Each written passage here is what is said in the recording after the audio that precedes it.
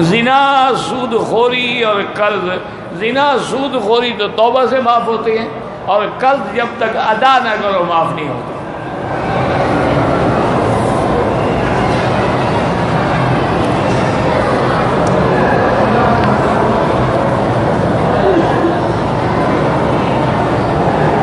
داڑھی پر بلیڈ لگانے آتے ہیں، کیا میری یہ کمائی حلال ہے؟ بالکل حرام ہے۔ داڑھی جو مونڈتے ہیں سالون پہ ان کی کمائی حرام ہے۔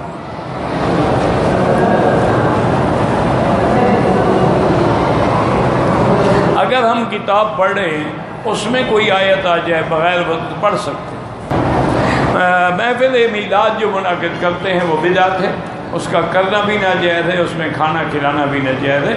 یہ تو عیسائیوں کی رسم ہے، اس کا اسلام سے کوئی تعلق نہیں۔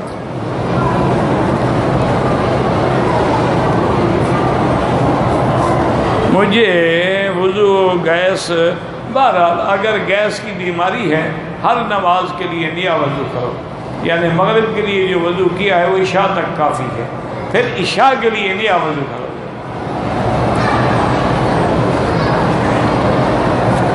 انسان کے فوت ہونے کے بعد، جب آدمی فوت ہو گیا اس کے عمرہ ہو سکتا ہے دفن کے بعد کرو یا مرنے کے بعد۔ اگر اس کو دفن نہ کریں 1 سال تک رکھا رہے کولڈ سٹوریج میں تو یہ کیا مطلب؟ مر گیا۔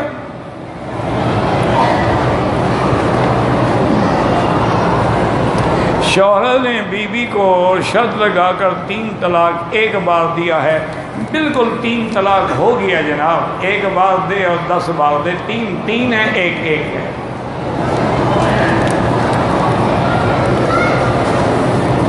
ان کو بھی پتہ ہے کہ 3 ہو جاتی ہے، ورنہ مسئلہ کیوں پوچھیں؟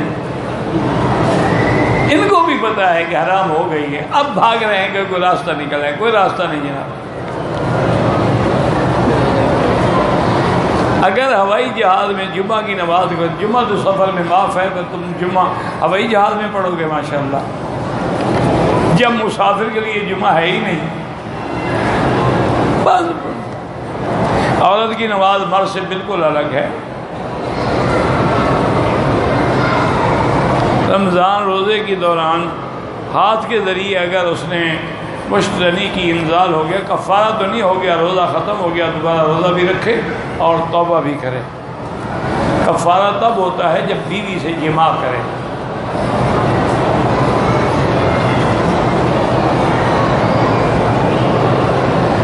رمضان المبارک مہینے کا پاکستان والے ہر روزے دوبارہ پڑے گا، اگر روزہ کم ہوا ہو تو پورا کرنا پڑے گا، اگر کم نہیں ہوا ہے تو ٹھیک ہے۔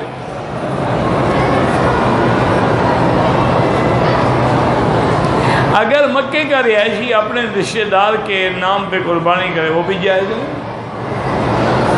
اس کا حج افراد ہوگا، قربانی رشتہ دار کے نام پہ ہوگی۔ کسی پیر کے ہاتھ پہ بیعت کرنا اس زمانے میں بڑا ضروری ہے، لیکن خدا کرے وہ پیر بھی تو ملے نا، کوئی صحیح معنی میں مرشد بھی ملے جو ہدایت کا ذریعہ بنے، بننا بڑا ضروری ہے، لیکن مشکل بڑی ہے۔ ایک آدمی ایک ادارے کی طرف سے سامان خرد و نوش لانے پر مکمل ہے، ایک سٹور سے سامان خریدتا ہے، سٹور والا اسے ایک اضافی چیز دیتا ہے، وہ حرام ہے جناب، وہ نہ خریدتے آپ تو وہ آپ کو اضافی چیز دیتا، تو جن کے لیے آپ خرید رہے ہیں وہ اضافی چیز بھی ان کی ہے، تمہاری نہیں ہے۔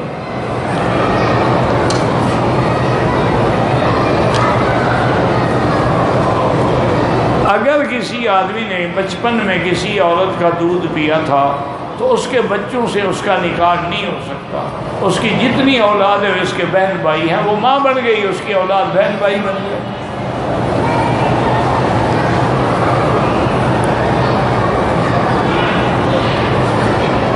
صدقے بارے میں جو شخص غریب ہے، مستحق ہے، اس کو دیں تو زیادہ ثواب ہے۔ اگر یہی اپنی کسی قریبی بیوہ کو دے دے، بالکل غریب، اگر رشتہ دار ہے، غریب ہے، بیوہ ہے، مطلقہ ہے اور اس محتاج ہے، اس کو دینا جائز ہے، لیکن کوئی اور لالچ رکھ کے نہ دینا، اس لیے کہ صدقہ دیتے ہیں نا کہ تاکہ توجہ تو حاصل ہو جائے گی، کسی اور کو دے دو پتہ بھی نہ لگے کس نے دیا ہے۔ کہتے جی کسی آدمی نے اپنی بیوی کے پستان چوسے تو دودھ اندر چلا گیا، کوئی فرق نہیں پڑتا، بہرحال وہ تمہاری بیوی ہے، نکاح شکاح نہیں ٹوٹتا، اور اچھا بھی ہے کہ تمہیں مفت میں گھر میں بھینس مل گئی، دودھ بھی پی لیا، باقی فائدہ بھی اٹھا لیا، بہرحال نکاح نہیں ٹوٹتا، نکاح بڑا پکا ہے۔ وہ تو بچپن میں دودھ پیو تو پھر رضاعت ثابت ہوتی ہے، تم تو ماشاءاللہ شادی کے بعد پی رہے ہو۔